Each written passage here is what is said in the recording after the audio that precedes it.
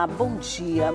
Todo mundo sabe que dentre as despesas fixas do início do ano a gente tem que colocar o IPVA. Mas o IPVA agora veio com algumas mudanças para facilitar um pouco mais a vida da gente nesse início de ano. Por exemplo, o parcelamento está diferente, o início do pagamento da primeira cota também, assim como a cobrança de juros e multas. E é sobre isso que nós vamos conversar no programa de hoje. E quem vai me contar todas essas novidades e tomar café comigo, claro, é o secretário adjunto da Fazenda, Magno Vasconcelos. Bom dia, secretário. Bom dia. Seja muito bem-vindo. Obrigado, bom dia. O senhor também, com certeza, bota o IPVA na sua lista de despesas fixas do início do ano, né? Já paguei. Oh, maravilha! Dentro do prazo. Já pagou, tá né? Cota única, né? Porque... em cota única, né? Isso. Pois é, vamos começar falando então desse prazo. O que mudou com relação aos anos anteriores? Então, antes de falar sobre os prazos, eu gostaria de dizer ao nosso telespectador, o que realmente é o IPVA. IPVA é o Imposto sobre Propriedade de Veículos Automotores. Isso. É um imposto estadual. Todos os estados da federação o cobram. Além do ICMS, que todos já conhecem, que é um imposto estadual, do ITCD, que poucos conhecem, que é o Imposto sobre Transmissão de Causas Mortes, doações de qualquer natureza, temos o IPVA. O IPVA é pago anualmente sobre os veículos novos e os veículos usados até 10 anos de uso. Tanto os veículos de 4 rodas, que são os automotores, e também como os de 2 rodas, que são as motocicletas, todos pagam. Para este ano de 2020, fizemos algumas alterações. A Secretaria de Fazenda do Estado do Maranhão, em conjunto com o DETRAN do Estado, que é o órgão fiscalizador, estabelecemos uma data diferente de pagamento, que até então era logo no início do ano, e por causa disso havia um acúmulo muito grande de... É verdade. Era em fevereiro, de despesa, né? Era fevereiro, de despesas, de colégio de menino, matrícula, escola, enfim, outras despesas que eram logo decorrentes do início do ano, mudamos para março. Alteramos também a forma de parcelamento. Então, dentro do mês de março, de acordo com a placa do veículo, nós teremos o parcelamento, que serão divididos por dias. Dia 6, dia 13, dia 20, dia 27, dia 30 terão que ser pago as parcelas de acordo com a terminação da placa daquele veículo. Entendi, certo. Então a primeira mudança foi essa. A partir agora de março, Sim. Qual é o dia? A partir do dia 6 começa a placa de 1-2. Esta semana ainda, né? Esta semana já começa o pagamento. Isso vale para quem vai pagar a primeira cota ou para quem quer também pagar em cota única? Então, até o último dia útil de fevereiro, aqueles que pagaram em cota única tiveram uma dedução de 10%.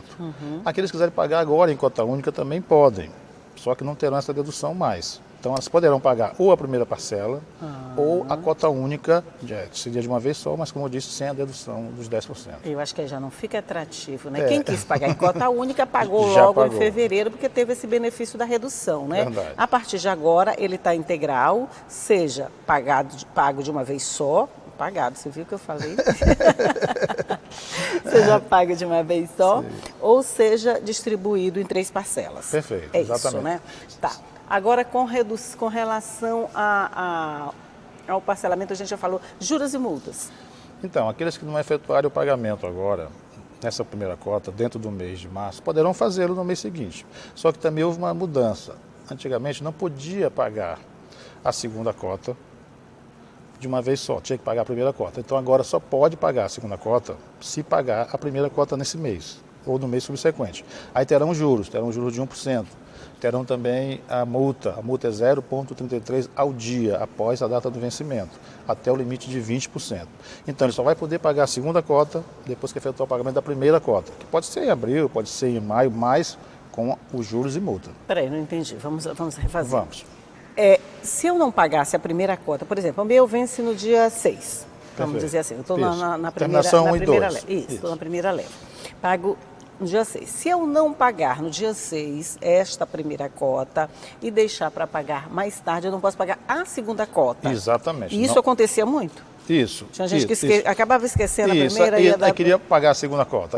Agora não pode. Só vai poder pagar a segunda cota se pagar a primeira cota. Ah, tá. Aí vai subsequente, né? Isso, pagou a primeira, hora. A segunda está atrasada, paga a segunda e depois que vai pagar a terceira. Não tem esse negócio de ficar pulando uma cota e outra. Perfeito. Que tipo de não sei se eu posso dizer problema, mas que tipo de atropelo trazia isso, por exemplo? Se eu não pagasse a primeira, fosse logo pagando a segunda, já que a primeira tinha vencido, tinha algum problema para vocês?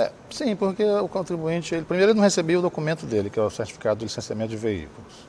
E depois ele achando, pagando a segunda e a terceira conta, não, já estou quites, não estou mais devendo o fisco, não estou mais devendo o Estado, e esqueci. Então agora a gente assim, limitou, ele só pode pagar a segunda cota, o sistema está parametrizado para só receber dessa forma, após o pagamento da primeira cota. Ah, entendi, tá, entendi. Porque a gente pensava que o sistema esquecia quando a gente deixava a primeira de lado. Não esquece não. E a partir de quando começa a fiscalização sobre os devedores? Então, como funciona essa questão dos devedores? Isso é muito importante que o nosso contribuinte, proprietário de veículo, saiba. Antigamente, a preocupação maior que nós tínhamos era com relação às blitz, que continua tendo. O carro pode ser apreendido, pode ser retido. Ah, vai ter blitz, vamos quitar o débito. Ótimo. Mas agora também temos outras implicações para aqueles contribuintes devedores. Primeiro, após 30 dias de vencimento, ele terá o nome dele inscrito no Serasa, com o Serviço de Proteção ao Crédito do Consumidor. Dias. Isso. Depois ele vai para o cartório. E depois ele pode ser inscrito, deverá ser inscrito em dívida ativa. E aí ele pode sofrer uma execução fiscal, que é uma coisa mais grave.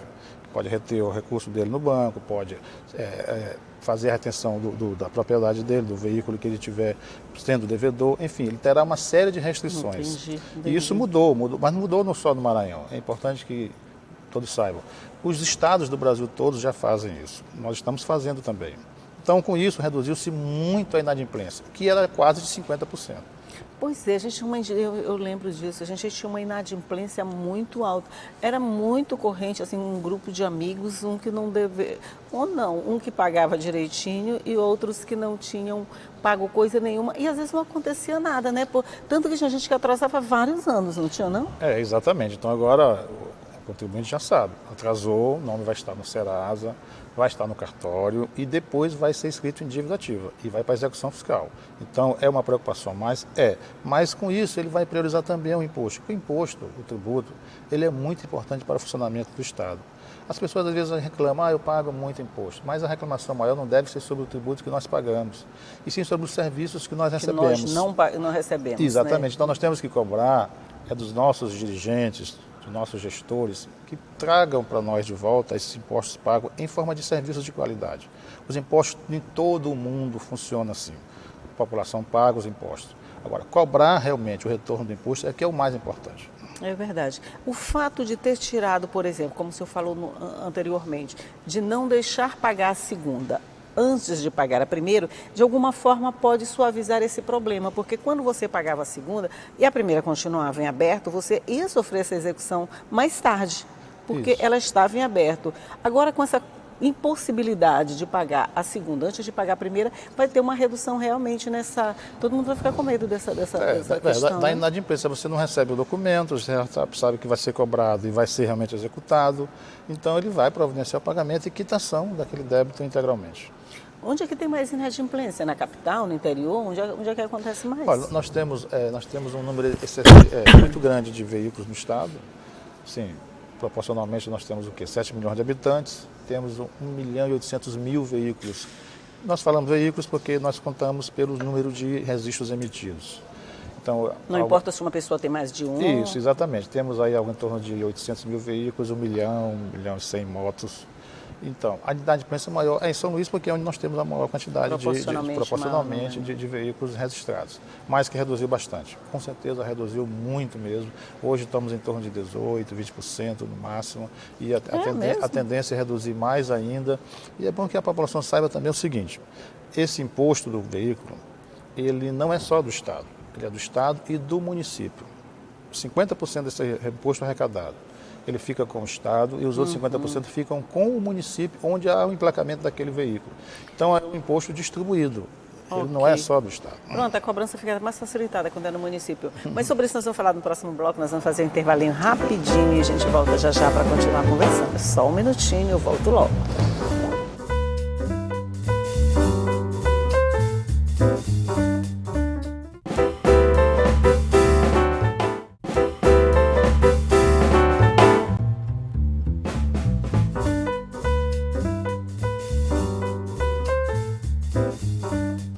Já estamos de volta, eu estou conversando aqui com o secretário adjunto da Fazenda, Magno Vasconcelos. A gente está falando sobre mudanças no pagamento do IPVA, que muda, mas você sabe, a gente tem que pagar. As mudanças, normalmente, elas vêm para facilitar um pouco a vida. Eu lembro que aqui, acho que foi aqui na Assembleia Legislativa, que teve uma possibilidade de aumentar esse parcelamento, mas isso não chegou a acontecer, né? Continua em 3 do jeito que sempre foi, não é? O parcelamento do IPVA do ano corrente. Nós aumentamos o parcelamento dos débitos para trás. Então vamos falar isso realmente ocorreu, parcelamentos aí podem chegar até 10 vezes. E a Secretaria de Fazenda, ela concedeu até o dia 28 de fevereiro uma redução de juros e multa. Aqueles que pagaram o débito de uma vez só tiveram a redução de 100% dos juros e multa. Foi um incentivo muito grande. Houve uma procura significativa dos nossos contribuintes. As pessoas aproveitaram, né? E aqueles que parcelaram tiveram a redução de 50%. Então, o governo do Estado, o Estado do Maranhão, o nosso governador, Flávio Dino, muito sensível a essas questões. Em todos os anos, praticamente, desses 5 anos que nós estamos aqui no governo, ele concedeu parcelamento com redução de juros e multa. Ou seja, nós buscamos regularizar a situação daqueles contribuintes inadimplentes, facilitamos a vida deles. Então, como eu disse logo no início, nós temos quase 1.900.000 veículos licenciados no Estado e mais de 1 milhão de motos.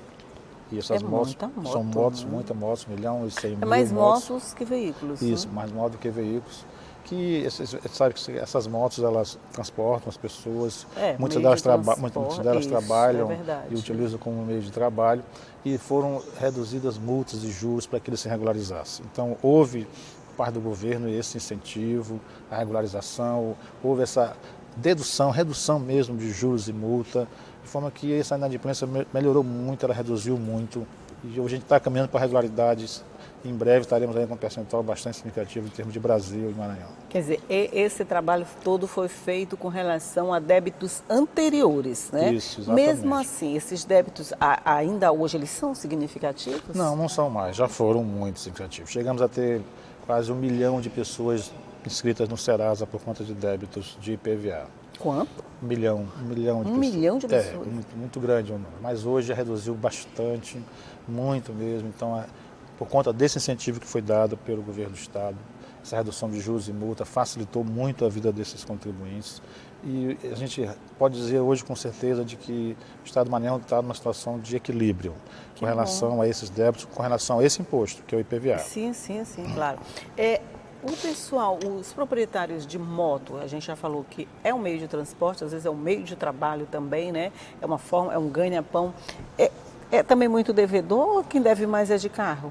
Não, motos é mais devedor. Os motos são mais devedores. É um volume maior também, né? Um volume maior de veículos e um número maior também de pessoas envolvidas. E a inadimplência é muito grande também. Os valores, embora sejam menores, são bem menores. Né? Mas, bem menor, né? Porque é um percentual sobre o valor da moto. 1% sobre o valor da moto, acima de 10 mil, 2%. Então, o percentual acaba sendo... Só para eu entender, o valor do IPVA varia de acordo com o valor do carro, é isso? Isso. É porque é feita uma avaliação do valor do veículo, de acordo com o ano, e sobre aquele valor do veículo incide o IPVA. Entendi.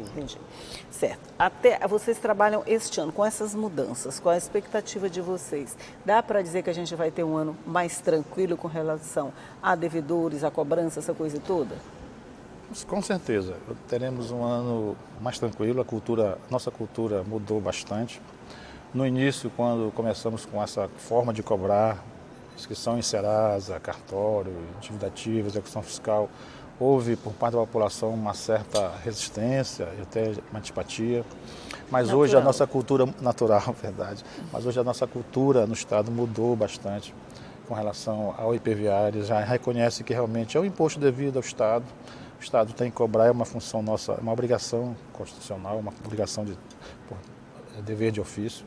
E eles já se regularizam, assim, posso dizer, como disse logo no início, que a redução de 50% para 20%, 18% na inadimplência foi um número significativo. É bem grande, né, o percentual. E também os benefícios que foram concedidos foram muito grandes. O governador do Estado, sensível a essa situação, ele fez com que concedêssemos esses benefícios, essa redução de juros, de multa, e isso facilitou bastante a vida desses contribuintes. As pessoas não têm medo do Serasa? Muito. Porque é uma restrição ao crédito do consumidor. Né? Então, né? isso aí. E o cartório também, o cartório às vezes tem uma despesa um pouco maior. No E a dívida cartório. ativa, então, é Quer esse dizer, a Serasa é só o crédito. primeiro passo, É, né? o Tem que primeiro levar passo. isso. Se a Isso. gente tem medo do Serasa, tem que ter medo da escalazinha seguinte, né? verdade. Mas eu acho que esse nome Serasa, ela dá uma conotação assim, bem pesada, a Bem gente fica até um forte. pouquinho medo, né? É verdade, bem forte. Mas assim, olha, a expectativa nossa é de 570 milhões de arrecadação do IPVA. E como eu disse logo no início, essa metade desse imposto é para o Estado e a outra Isso, metade são sim. para os municípios. O imposto, embora ele seja um imposto estadual, mas a repartição dele é meio a meio. Então os prefeitos, os cidadãos lá daqueles municípios entendam que aquele imposto deve retornar para aquele município, Sim, deve sim. retornar para o Estado. E isso deve ser aplicado também, embora não haja uma obrigação constitucional de que aquele imposto arrecadado seja aplicado em vias, em meios de transporte, nas vias Pois é, tem urbanas. destinação específica para... Não tem. Ele faz parte de um conjunto de receitas do Estado e aí o administrador é quem vai direcionar a aplicação dele. Ele não está obrigado a ser, vamos aplicar só em estradas, em vias públicas. Ele não tem essa obrigação. Não tem essa interligação Não tem essa vinculação. com a utilização na melhoria das vias, essa coisa não, né? Não tem. Como tem na educação, como tem na Isso. saúde, um percentual. Não tem. Mas, em regra, deve ser aplicado para isso. A gente finalidade. imagina Para que essa seja finalidade. para isso, né? Mas aí também depende da situação de cada município, né? Quer dizer, o município precisa mais de uma coisa, outro precisa mais daquele. Isso, E isso. esse dinheiro vem para aliviar o que precisa. O que precisa mesmo, de verdade, é o consumidor, o cidadão, aprender a exigir aquilo que ele tem direito. Ele está Perfeito, pagando, exatamente. então pode exigir, né? Mas é complicado, né, essa exigência, né? É verdade. Olha, imposto, como eu tenho dito, é um produto difícil de vender. Né? As pessoas não compreendem a importância do imposto para a vida deles. Os países envolvidos, eles já trabalham muito isso, essa cultura já é totalmente diferente. Lá o cidadão paga imposto e quando não paga, o que sabe que ele não pagou, denuncia ele e as penalidades são muito graves, são muito grandes, chega até a prisão. Na maioria dos casos chega até a prisão. Mas no Brasil não temos ainda, além de não termos uma legislação assim tão forte como tem nesses países envolvidos, não temos essa cultura. Então a cultura agora está chegando. Nós estamos agora trabalhando na questão da reforma tributária. A reforma tributária, a simplificação dos impostos virão, com certeza, é uma demanda da sociedade. E com ela vai vir também a transparência na cobrança do imposto. Ou seja, naquele documento fiscal emitido vai aparecer lá o imposto que você está pagando. Aí você, como é nos Estados Unidos, como são nos países da Europa, aí você vai ficar, olha, estou pagando aqui, vamos supor aqui um valor qualquer, estou pagando R$1.000, fiz uma compra de R$1.000, estou pagando aqui R$170 de imposto. Então, aí eu já começo a ver que, poxa, eu estou pagando naquele momento aquele imposto, então eu tenho que cobrar daquele governante que isso retorne para mim, que retorne com serviços públicos de qualidade. Então, essa é a cultura que nós temos que mudar. Pois é, a gente tem que mudar isso, até porque nesses países desenvolvidos, como o senhor está falando, você já recebe de volta esse serviço todo, né? Quer dizer, você já se acostumou a cobrar, já se acostumou a receber. Isso. Aqui a gente ainda acha que é obrigação do governo entregar tudo de bandeja, então a gente não tem ainda a cultura de ficar cobrando, de ficar pedindo. A gente mais reclama do que cobra, né? Porque reclamar e cobrar são coisas diferentes. Então a gente fica reclamando, porque o governo fez isso, o governo fez aquilo. Mas a gente devia aprender essa cultura da cobrança, quem sabe assim a coisa andava um pouquinho melhor. Com certeza andaria melhor. E aí essa inadimplência reduziria bastante, até não precisaríamos ter que usar esses mecanismos de cobrança. Né, de cobrança, né? Então o contribuinte já por conta própria, ele tomaria a iniciativa de se regularizar, de pagar o imposto sem queixas, sem reclamações. Por que estava pagando imposto? E sim porque não estava recebendo aquele serviço. Isso, porque a partir do momento em que você vê que aquilo te traz benefício, a gente já não tem tanta restrição em pagar. Mas você falou que essa inadimplência reduziu bastante de 50% para 20%, né? Mais ou menos. Isso, em média isso. Vocês trabalham com a possibilidade de que assim, até o fim do governo, vamos dizer assim, ainda tem uns 3 anos para frente, 3 anos. 3 anos para frente. A gente já ter essa inadimplência quase zerada? Sabemos que é difícil, mas a gente tem como meta reduzir bastante. Talvez zerar não, mas reduzir bem mais do que hoje já temos inadimplência. E, sei lá, chegar a um patamar assim aceitável, de Bem 5%, aceitável. 10%, já seria um patamar razoável. Esse aí já seria o sonho de consumo de vocês. Chegar Sim, até mais sim, ou menos. E é bom que você diga o seguinte, a Secretaria de Fazenda do Estado do Maranhão, permita aqui falar um pouco da nossa instituição, ela está hoje entre as 5 do país mais bem aparelhada. Na área de software, na área de qualificação de pessoal. temos um nível de eficiência altíssimo. Isso aí você pode ter certeza. Nós cruzamos informações de todas as formas, além dos convênios que temos com a Receita Federal e com outros órgãos também federais. E nesses cruzamentos de informações a gente conhece a vida do contribuinte. O contribuinte não só do IPVA, como do ICMS, como do ITCD. Então a gente hoje tem um controle muito grande, muito efetivo. E por conta disso a nossa arrecadação, sem arroxo fiscal, sem criação de aumento de novos impostos. Hoje nós tivemos, assim, o Maranhão está no ano passado tivemos o segundo maior aumento de arrecadação do país, proporcionalmente. Hoje nós já estamos chegando próximo da arrecadação de ICMS do Ceará, da arrecadação de tributos do Ceará, quando há algum tempo atrás a nossa arrecadação era praticamente a metade do que o Ceará arrecada. Então, o Maranhão cresceu, mas nós melhoramos o nosso nível de eficiência, muito mesmo. Então, a Cefaz Maranhão hoje está entre as 4 mais bem aparelhadas do país. Quer dizer, não aumentou o número de impostos, aumentou a eficiência na cobrança e na fiscalização do pagamento desses impostos, é mais ou menos isso? Isso, a gente não pode criar imposto, porque isso é constitucional, Sim. mas poderia aumentar alíquotas, poderia tributar mais um setor ou outro, então não fizemos isso, nós melhoramos o nosso nível de eficiência, nível de cobrança, nível de acompanhamento do contribuinte.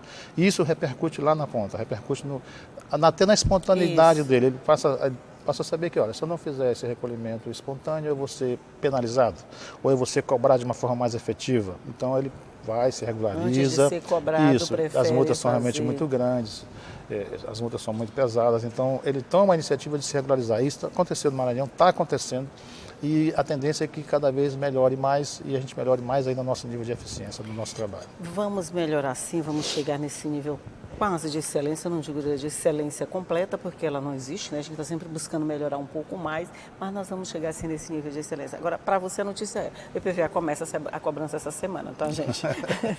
A partir do dia 6 já está valendo para que placa 1 e 2, né? Terminação 2, isso. 1 e 2, pronto, já está valendo, é o seu presente pós-carnaval. Mas está facilitado, eles que estão mais facilitados esse ano. Nossa. Mas, secretário Magno Vasconcelos, muito obrigado pela sua participação no nosso café. Nós que agradecemos essa oportunidade que nos está sendo dada de nos comunicarmos com a população, informarmos a eles o que acontece, quais são as penalidades, quais são as restrições que ele terá se não cumprir com a sua obrigação e também reforçar mais uma vez o que eu disse inicialmente.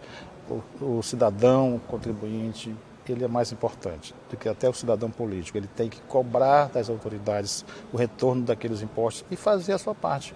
Contribuir, pagar o seu imposto e exigir que isso seja retornado em serviços de qualidade. Isso, é pagar e cobrar. Os serviços são direitos nossos. Mas bom dia para o senhor, bom dia para você aí, que sabe que essa conversa fica à sua disposição, você acessa a hora que você quiser. O nosso site está lá tudo bonitinho, prontinho para você, é esse que está aqui embaixo, que você está vendo. Eu te digo todo dia, mas hoje ele está aqui embaixo, não vou dizer não.